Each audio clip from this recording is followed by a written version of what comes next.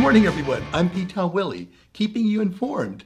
Today we're talking with Adrien Parker, a longtime friend. How you doing, Willie? How are you doing today, Adrien? I'm doing great. You know, the first thing I wanted to ask you is, how did your involvement in Pomona and with probably the hottest thing going in Pomona, the Glass House and the Fox, how did that involvement get started? You know, it's really interesting because I grew up in Pomona and I've lived in Pomona pretty much my whole life. And so when I was living in downtown, I was living in the Progress Building. I know that one. Yeah, so you're living there That's now. where my studio is. So I was living on the second floor of the Progress Building, and this is while I was still going to college. And a friend of mine at the time was working at the Fox Theaters, like a hospitality, like a runner, and getting, buying the groceries for the bands and doing that kind of thing. So it's a good name for a golfer? Yeah, no, and she wasn't able to do that anymore, and I was looking for part-time work at the time, and so she introduced me to some of the personnel that work over at the Fox Theater, and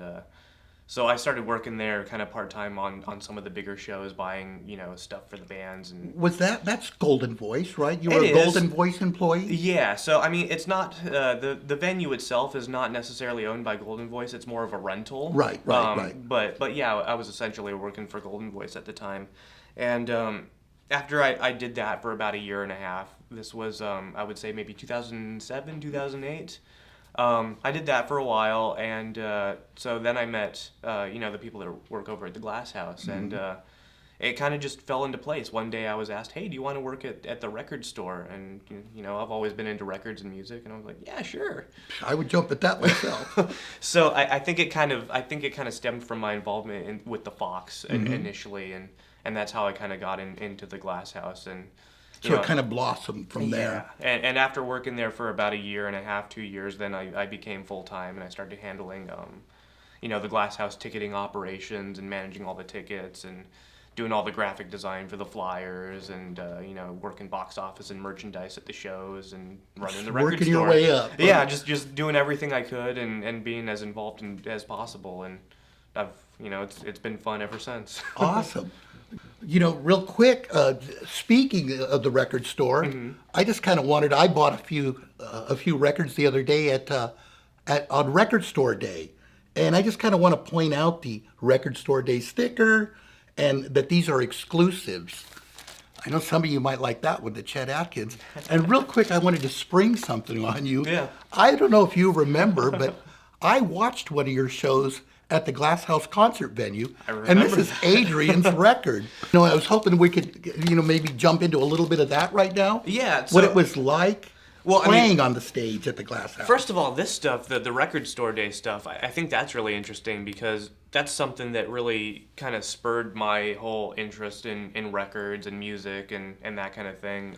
Well, tell us exactly what Record Store Day is. It's a national... it's a national thing. So they have it twice a year. It's initially in April every year, and it's once a year. I think the date changes every year or so, but it's usually in April, and it's a day where they put out exclusive records. Exclusive. Like this Flaming Lips record. And usually they either do reissues of records that are out of print already. Like this is a reissue, right? This Chet Atkins reissue? It's a reissue, but it's cool in that it's extremely limited. And they're new discs though, right? Yeah, they're brand new, and usually they've improved the audio quality or, maybe redone the cover or done something special to it to make it appealing. And I think it's cool because it gets a lot of younger people who might not necessarily be into records, and it gives them something to be excited about. And I was excited. I was first in line at the Glass House record store. How long? What was the event? Was 2 weeks ago? 3 weeks ago?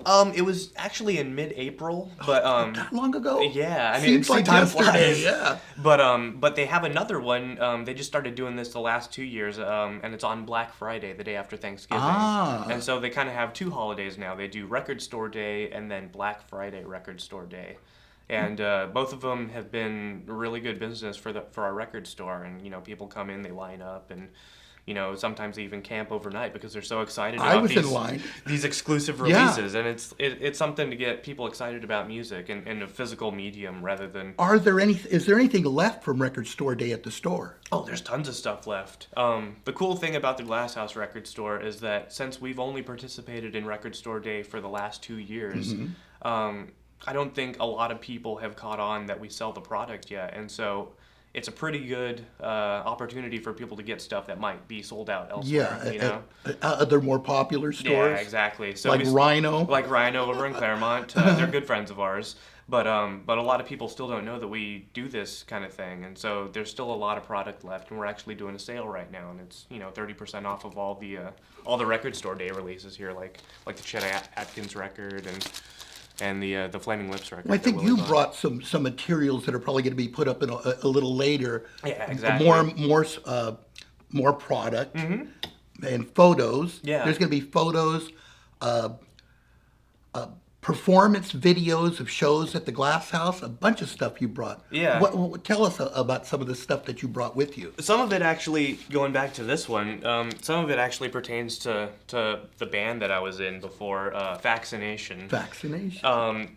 This record, again, my involvement with records and music spurred from record store day and going to shows and, just being generally interested in music. And when I was in college, I was like, I want to start a record label. Yeah, you told me. That's on your record label, Yeah, right? so- You produced that disc. So I did the artwork. I did pretty much everything. So this is my record label, Robot Maintenance Records.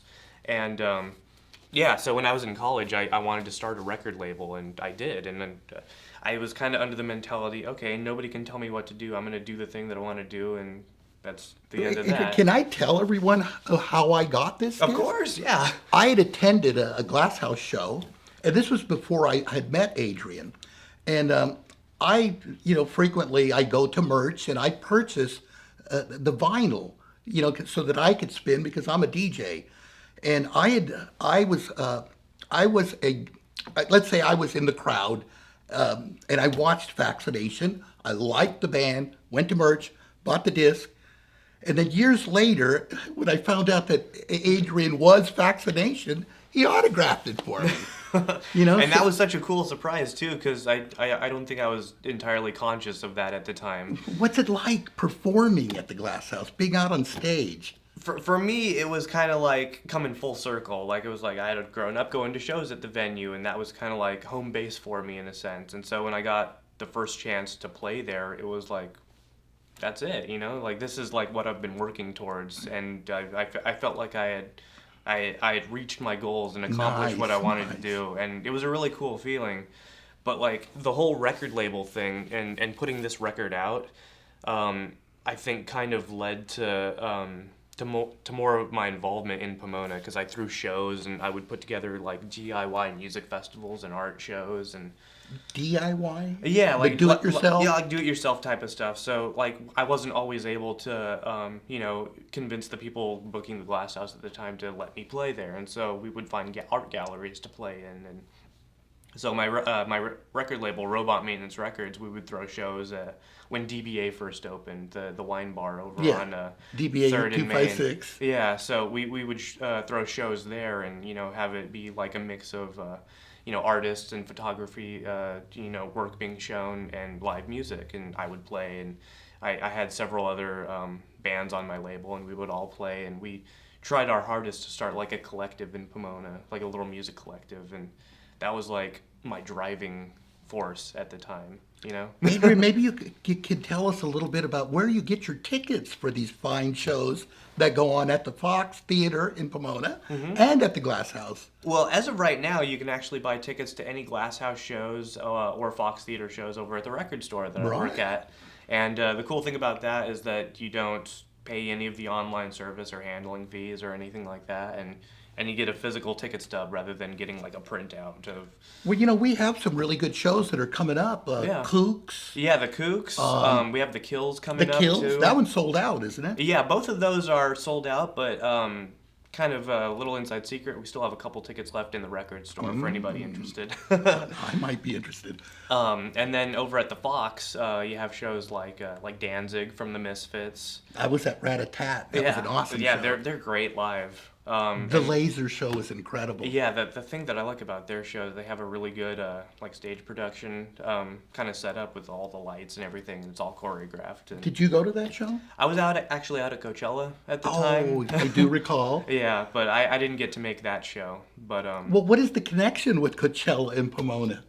That's an interesting question. So, the owners of the Glass House, the brothers Perry and Yes. Paul Tillett. I'm hoping to get them on the show someday. So Paul actually started the Coachella Music Festival, and I think it was the late '90s. He's one of the co-founders. Yeah, he's one of the co-founders, but I believe initially it was his idea, and so he's the one that is kind of the brainchild behind the whole festival. And then his brother Perry does the welding for all the staging and all the fencing and kind of the back end of the festival. Yeah. He puts up he makes the stages. Yeah, right? he makes the stages. So that's kind of the involvement, and it's always been kind of a cool thing because the Glass House and the Fox Theater in Pomona kind of gets like the Coachella sideshows whenever Yes. bands play at Coachella. Yes.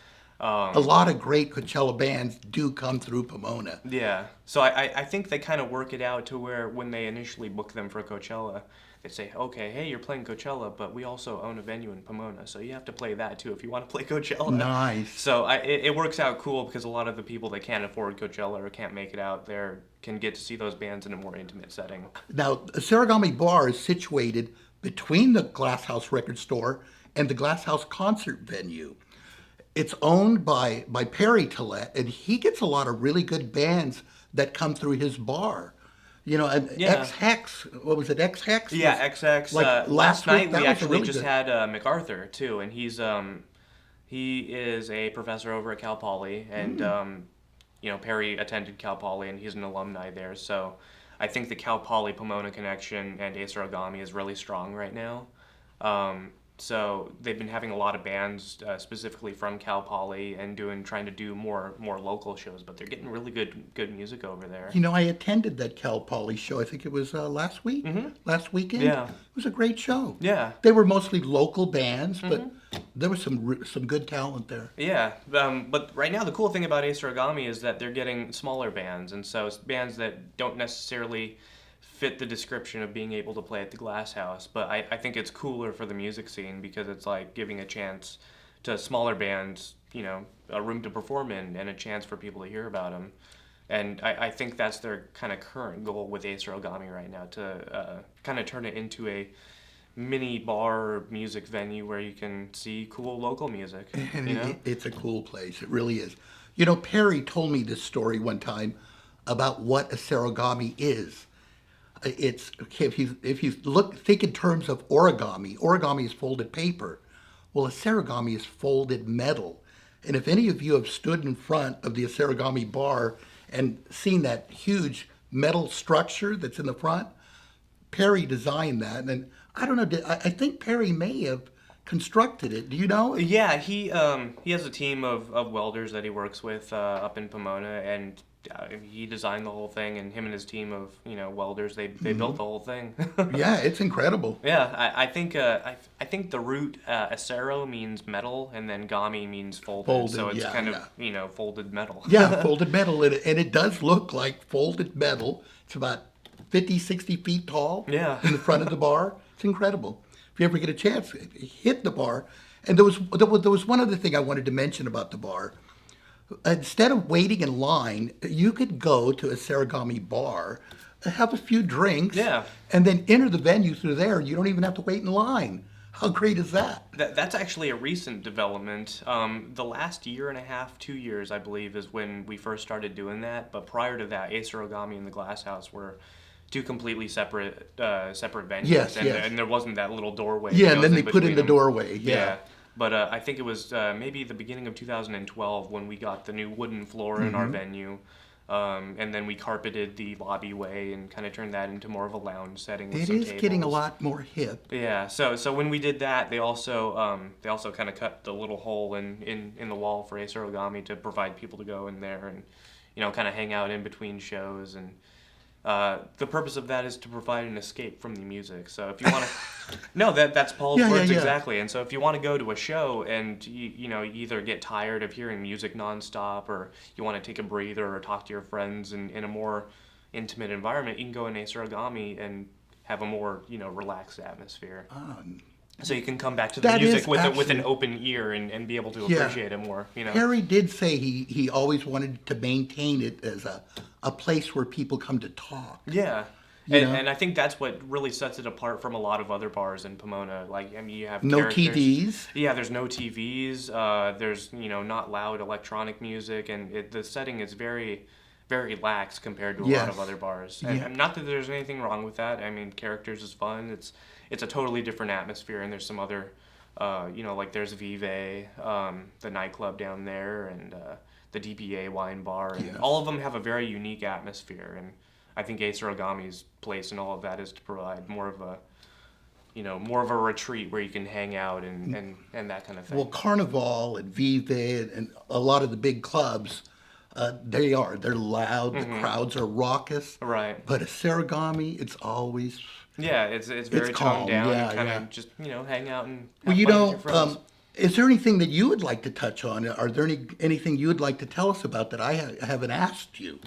Well, it's interesting because when I first got involved with the Glass House, I didn't think I would be where I am today. It's not something that I would initially, think that I would want to do, because I kind of just fell into it and it was fun at the time. And as I became more involved and as I started working a little bit more, I realized that this was something that I really had my heart into.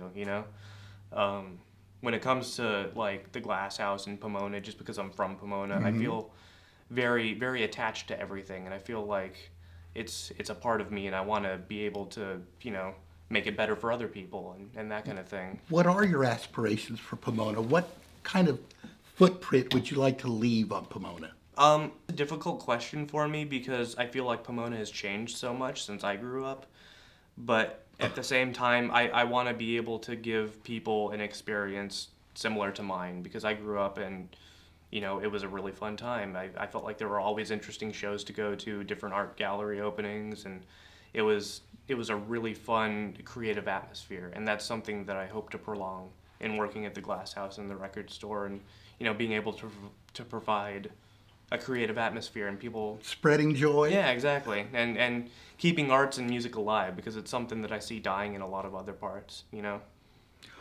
Before we close, I'd like to ask Adrien to tell you a little bit more real quick about the Glass House Record Store, its hours, and its location. Adrien? So we're actually located 248 West 2nd Street. It's 2 doors down from the Glass House. And we're open every single day, Monday through Sunday, 12:30 to 8 o'clock. And I'm there just about every day, so if you want, come and say hi. Well, thank you very much, Adrien. As Willie does almost every day. Every day. I mean, we talk on a daily basis. So in closing, I would like to thank my guest, Adrien Parker, for sitting down with me this morning. And I would also like to thank all of our listeners in the city of Pomona. As always, this is P-Town Willie, keeping you informed. I'm Pomona proud. How about you?